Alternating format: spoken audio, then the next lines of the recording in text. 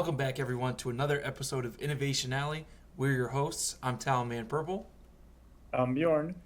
And today, we are taking our first crack at using some of the cards from Set 8, the REIGN of JAFAR. All right, leading the way, we have Bjorn with an Amber Steel variant, Chief, Bodyguard. Tell us about the deck. Yeah, so I think bodyguards are back, you know? It is a bodyguard deck. We got a lot of bodyguards, and it will appear clear in a moment why it is so. But first off, in the one-drop slots, we have the characters that are going to be protected by the bodyguards, because what's good is a bodyguard if you're not guarding anything, right? Right. So we're gonna play down, a couple daisies, a couple Lilos, and just have them quest safely behind all our bodyguards. Is the idea with them. Then, we got the classic 2-cost bodyguards in Simba and Kida.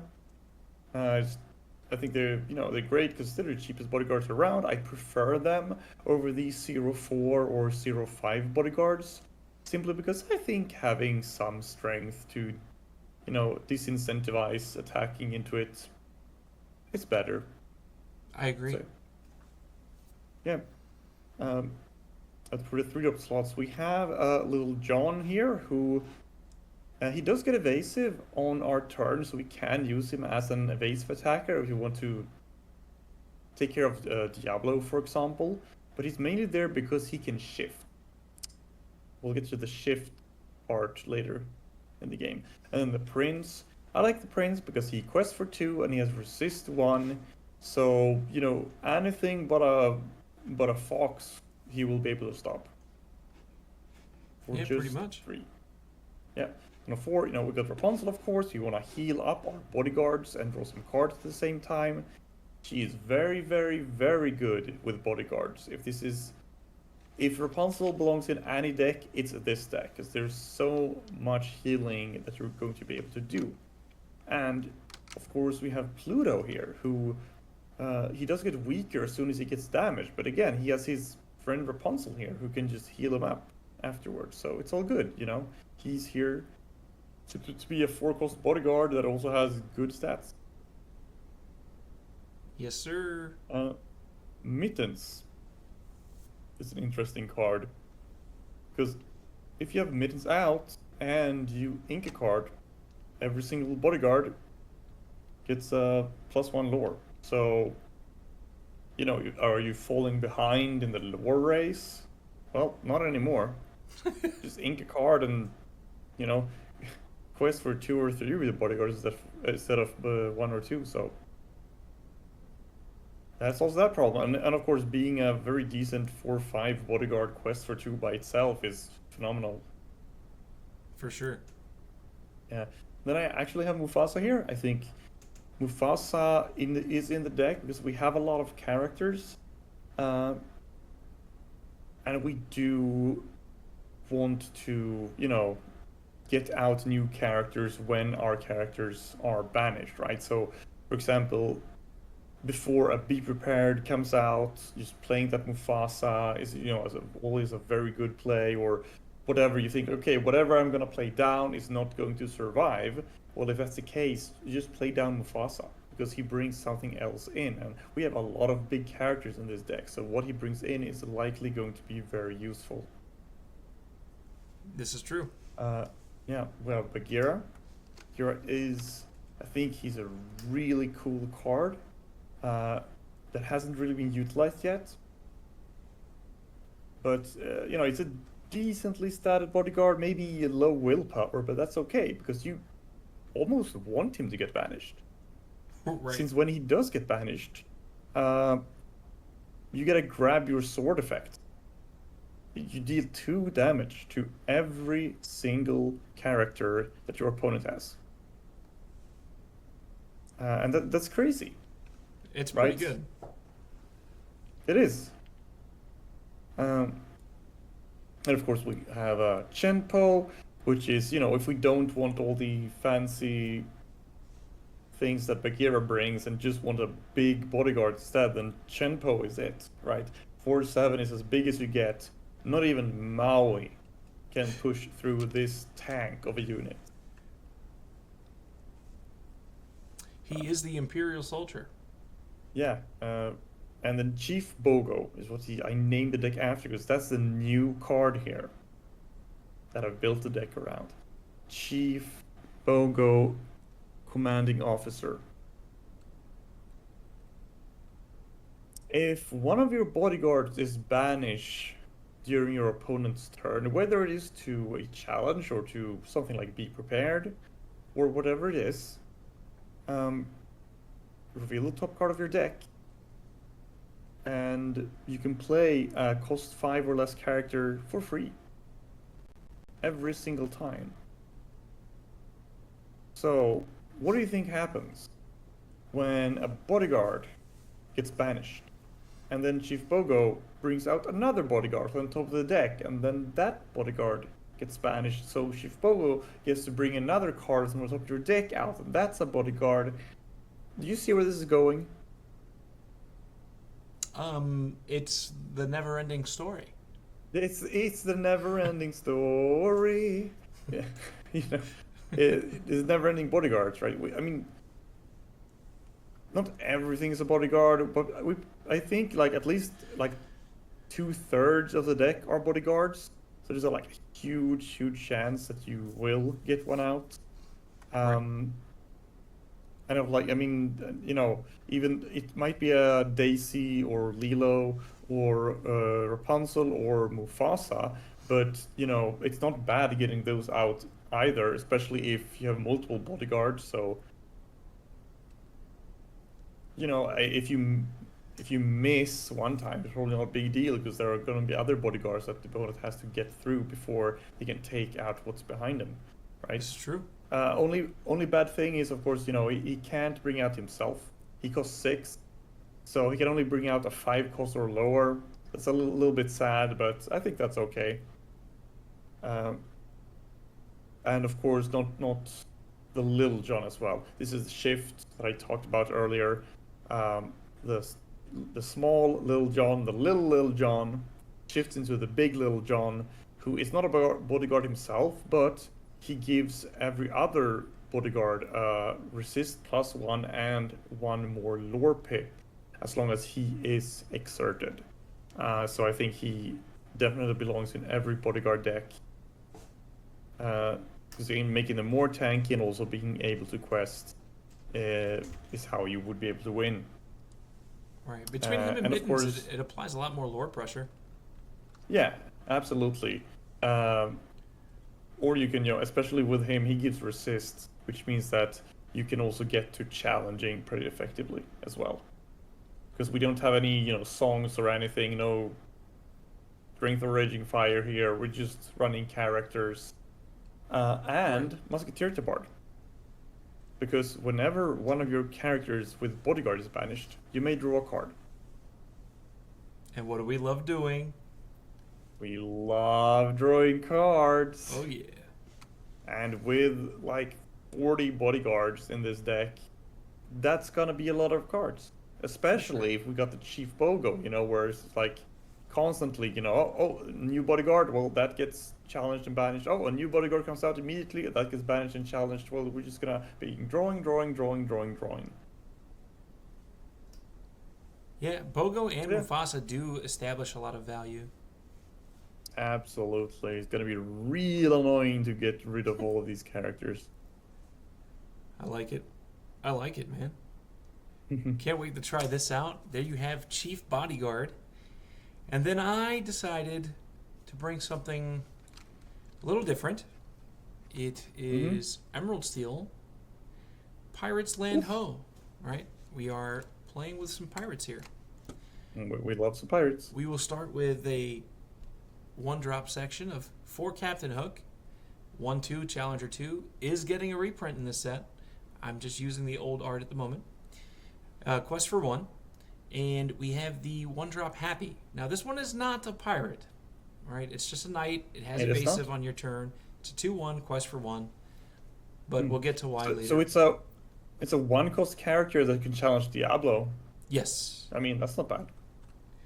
Then we have 4 Calhoun. Now, obviously, Calhoun is pretty much a staple in steel decks. 2 cost 3/2. Pretty good. It is uninkable. Resist 1.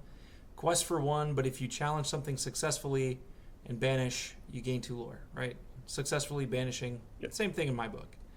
Then we have 4 Doc. It's a 1/3 quest for 1, but it's just to help gain some card advantage. Basically discarding your hand to draw 2 cards, and primarily your hand is probably at 0 when you play it, because that's how you try to map your turn out to be. Then, of course, we have 4 Mr. Smee at the 2-drop, the overstated 2-drop character to 3/3 the quest for 2. And in this deck, there are a lot of captains, so Smee having to gain that damage for being exerted at the end of the turn is not as likely. So one of the benefits for this. And this deck, even though it has Smee, does not have Rapunzel, so keeping the damage off of it is relevant. Then in the 3-drop slot, we have John Silver. Now, John Silver is a 3/3 and quest for 1 until you have some locations on your side. TowelManPurple. Oh, well, in a deck named Land Ho, right, with pirates, there has to be some sort of land, right? So the locations are the land. Of course. Okay. So John Silver will gain a lore pip and a resist plus for each location, meaning John Silver is an absolute threat, and we love it. All right. 4 Pete at the 3-drop slot. 3/3, quest for 1, but most importantly, stops your opponent for casting actions for a turn. Huge. Then we have 4 Daisy Duck. Whenever one of your pirates quests while at a location, you can draw a card. Now, Daisy Duck's a 4 cost, it's a 3/3, and a quest for 2. So stats, decent. Yeah. Questing power, good. And being able to draw cards, great. So we like all of it. You got a lot of locations, so I mean, that's going to be pretty relevant. Yes. Now, one of the new cards, Captain Hook. 5 cost, shift for 3. It is a 4/5, and it quests for 2. Once during your turn, whenever an opposing character is damaged, your pirate characters get +2 strength and resist +2 this turn. So, I don't know if you guys know, but if you have one character challenge their character to give the rest of your team +2 strength and resist +2, you are essentially being able to wipe out your opponent's side of the field just by challenging. So that is a huge thing. Now, it is very imperative to remember that the +2 and the resist go strictly to pirates, so it won't affect like your 3-cost Pete or your Happy or your Doc or your Calhoun. But every other character in the deck is a pirate. And then 6-cost 5/5 quests for 2. It shifts for 4. It is Big Pete. Okay, while this character is exerted, opposing characters can't exert to sing songs, and your pirate characters get resist +1. So, more resist is being added to the game with this deck. You have Calhoun, you have John Silver, you have Captain Hook, and Pete. So we're trying to really give the opponent a tough time here. Now, let's take a look at the locations that we are bringing up. Pretty standard for some locations in these colors. You have 4 DeVille Manor. It's just a 1 to move, 4 willpower, 1 cost, with 1 lore pip. Vanilla. Then we have 1 to move, 6 willpower, 1 cost, no lore pip, Hidden Cove, but it gives +1 strength and willpower to all characters at this location. So pairing that with the ability of gaining resist is absurd. Something I happen to love. The card has been always overperforming every time I've played it. That is the go-to card, even though it has no lore pip. Okay. Then we have the Bayou. Now, there are mixed feelings on this card with a lot of people, and I understand that having a 1-cost 3 willpower location does not feel great for others. The point of this card is it still allows you to move to it for 1. But being at this location and questing allows you to loot. So you can draw and discard a card and try to look for the pieces that you need for whatever situations you're in. And in this deck, you have 2 shift targets, you have your own regular Pete, your Daisy for drawing. Like, you really want to see more cards just to get to the piece you're missing, because all of these pieces kind of work very well together. So the Bayou, I think, has a pretty good standpoint in this deck. Moving on to Nottingham. 2 cost, 1 to move, 6 willpower, vanilla with 1 lore pip. So it's like a larger DeVille Manor. It costs 2 more.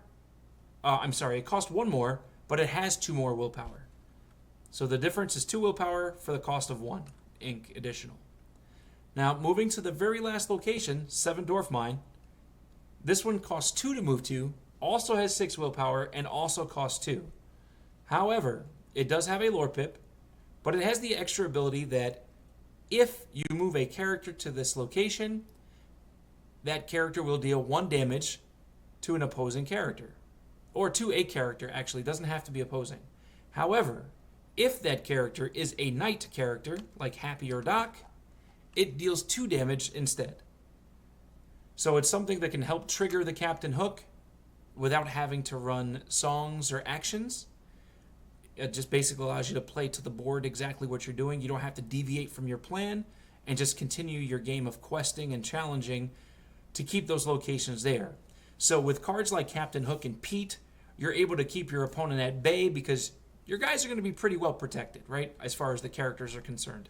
And then if they decide to turn sideways to combat your locations, they don't want to feel the wrath of your cards when they turn sideways, because you are going to challenge and banish their characters essentially for free. There's not going to be a downside, because the majority of your characters are going to have resist 1,000,000. I know it's a little embellished. And they're going to get plus a lot of attack. So their strength, rather. So it literally puts them in an awkward spot where they have to really pick and choose what they're doing. And I don't know if there is a sweet spot for that. However, I also don't know if this is the final version of the deck. This was just a rough copy. There are some other cards that have came out. Not on Dreamborn just yet, but there is a new pirate. It is a 2-cost 3/3 that quests for 2, just like Smee. But the stipulation to playing the card says only can cast this card if another character has been damaged this turn, opposing character. So you can challenge something, you can move something to 7 Dwarf Mine to trigger it that way to play the card, something of that nature. It may not go in here, but we have 2 other 1-drop pirates currently in the game, 1 from set 6 and 1 in set 8 in the new set. They are 0/1s for 1, they're both uninkable. And the card reads, when this character comes into play, deal 1 damage to chosen character. So that could also combo with that. Just like kind of like pinging things. So it's kind of cool, something to think about. I think there's a lot of room for innovation in pirates in general. But yeah, this is my take on Emerald Steel Pirates. And that's all I have to say for that. What you think, Bjorn? Pirates are fun. Yeah. I like it. Yeah. So, there you have it.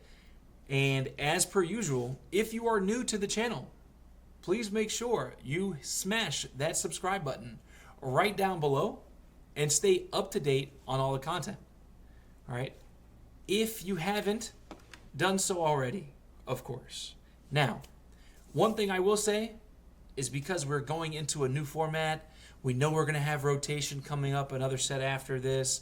It's going to start getting everybody's gears turning, which means to me and Bjorn, the Innovation Alley is going to continue to pop off, and we love every moment of it. That means we get to create new ideas more often, because there's going to be a different card pool selection as the formats rotate and change, which is huge. It's very, very helpful, very insightful. So, if you could, leave a comment. Let us know what you like, what you don't like. If you feel there is something that we could add to make these decks better, or if there's something that you'd like to see us cook up for an upcoming episode, please make sure to leave it in the comments. We appreciate everyone who comes out to these videos, and until the next one, keep innovating.